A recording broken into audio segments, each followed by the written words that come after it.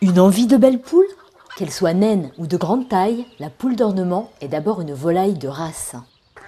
Alors pour avoir des poules d'ornement, il y a un choix quasi infini parce qu'il faut savoir qu'il y a environ 200 races de poules de par le monde, dont une cinquantaine de races françaises. Donc parmi les poules les plus prisées, on peut citer la poule soie. Il y a également la Sebright, une race anglaise qui a été créée vers 1800 par un lord.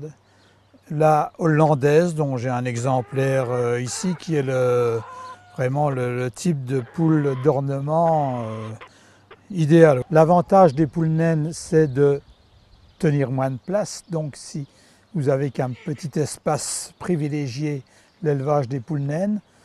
Ont l'avantage de manger moins forcément et également en général d'être beaucoup plus belles que les grandes races. Alors les poules d'ornement s'élèvent exactement comme les autres races, sachant cependant que certaines races comme la hollandaise ou les volailles à huppe demandent un petit peu plus d'attention que les poules ordinaires. Alors toutes les poules de race, en particulier les poules d'ornement, peuvent être élevées pas simplement pour leur beauté, mais également pour participer à des concours. Il faut savoir que toutes ces races avaient tendance à disparaître et le fait d'organiser des concours, une espèce d'émulation entre les éleveurs, permet de les préserver. Alors la sélection d'une poule d'ornement ou d'une poule de concours se fait sur un standard.